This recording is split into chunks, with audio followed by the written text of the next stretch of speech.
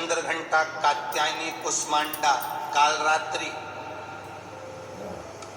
स्कंदा, ऐसे माता के जो जन्म हुए हैं, माता सती के जो प्रागट्य हुए हैं, माता सती के जो रूप धरकर माता सती निरंतर जन्म लेती रही है, और 51 का जन्म माता सती का जो हुआ।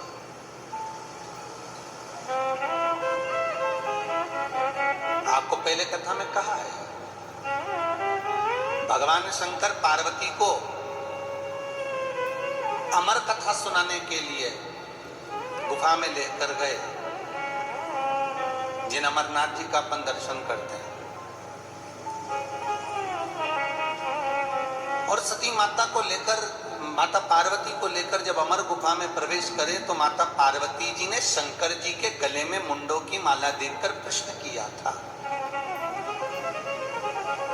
कि हे भूतवामन, हे भूतेश्वर, हे शिव, आपके गले में ये इतनी सारी मुंडे की माला किसकी है? तो भगवान शंकर बोले, पार्वती सब तेरी। पार्वती ने कहा, इतने सारे मुंडे और मेरे? हाँ, गिनती लगा लो, लगा लो।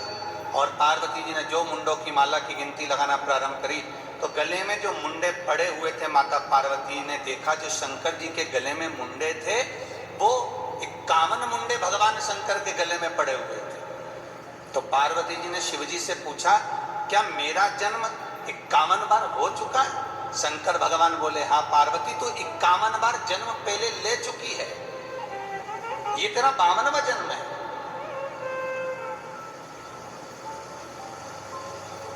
शंकर जी के गले में 2 तरह के मुंडों की माला है, ऐसा आप लोगों ने दर्शन करे होंगे। कभी महाकाल राजा का दर्शन करिए, कभी शंकर भगवान के चित्र का दर्शन करिए, कभी भगवान शंकर के औघड़ी स्वरूप का दर्शन करिए, कभी भगवान के भूतेश्वर स्वरूप का दर्शन करिए, कभी भगवान शंकर के विश्वनाथ स्वरूप का दर्शन करिए, कभी भगवान शंकर के द्रुममान स्वरूप का दर्शन करिए, तो आप दर्शन करेंगे कि शंकर जी के गले में 2 तरह के मुंडों की माला है। एक मुंडे जो शंकर जी के गले में होते हैं, उस मुंडे में मूंछ दिखाई देती है, मुंडों की मूंछ दिखती है, चौटी दिखती है। और एक मुंडों की माला में केवल कंकाल नजर आता है, हड्डी का ढांचा, केवल एक हड्डी का भाग दिखता है। ये 2 तरह के मुंडे भगवान शंकर के गले में हैं, एक मूंछ वाले मुंडे और एक कंकाल वाला मुंडा।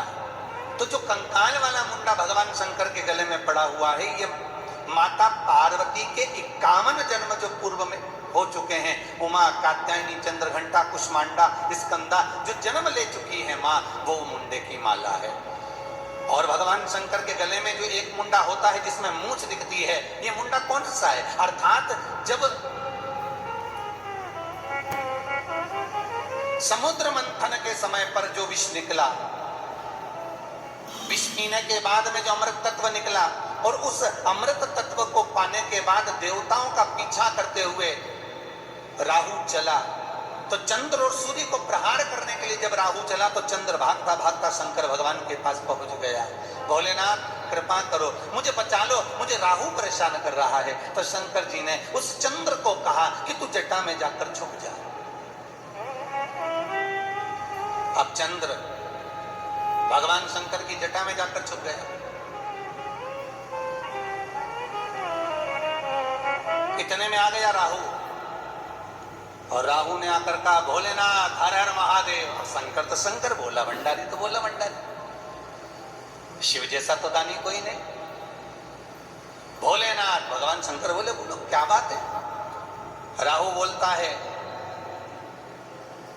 मैं आपको कुछ दे नहीं सकता, इसलिए मैं स्वयं ही आपको समर्पित होने के लिए आया। ठीक है, भगवान शंकर ने उठाकर उसको भी अपने सिर पर चढ़ा लिया। सिर पर जब राहु को चढ़ाया,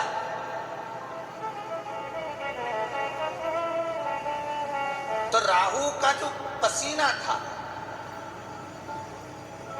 जो अश्रुत निकल रहे थे, वो चंद्र को मिल रहे थे। चंद्र अमृत पी चुका था, तो उसके शरीर से टच होकर जो राहु के बिंदु गिर रहे थे पसीने के, वो बिंदु अमर तत्व प्राप्त करते जा रहे थे।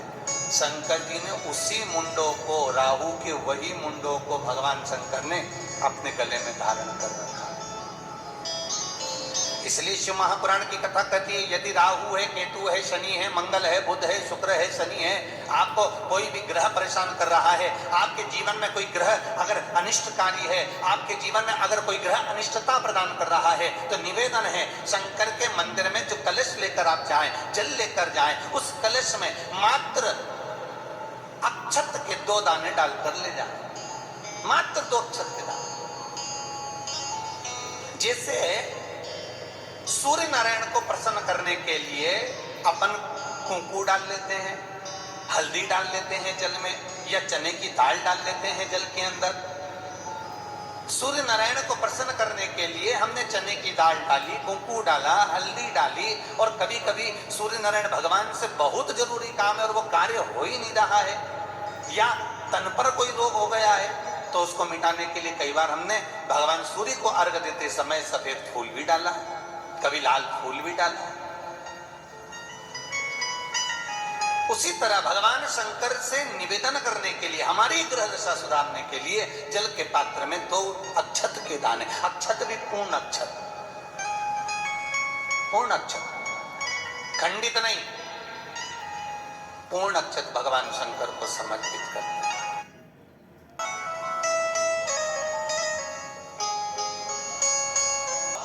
भोलेनाथ को जब हम जल समर्पित करें तो राहु, केतु, मंगल, शनि, शुक्र, बृहस्पति, जितने ग्रह हैं सब अनुकूल हो जाते हैं महाराज, सब सारे अनुकूल। शिव सती चले, तो माता सती, माता पार्वती भगवान शंकर से कह रही है, इतने मुंडे आपके गले में? भगवान कह रहे हैं, सारे मुंडे तेरे, मतलब मैं इतनी बार मर चुकी हूं। हाँ बाबा, इसमें एकाध मुंडा तो आपका भी होगा।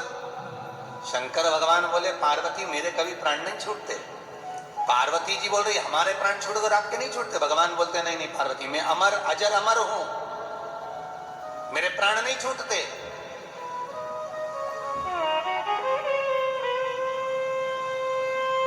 प्राण नहीं छूटेंगे मेरे।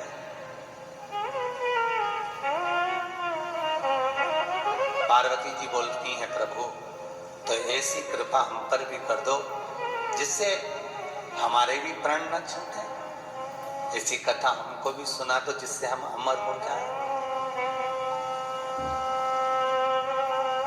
जिसको सुन के हमें अमरता प्राप्त हो जाए। पार्वती जी विनय करें।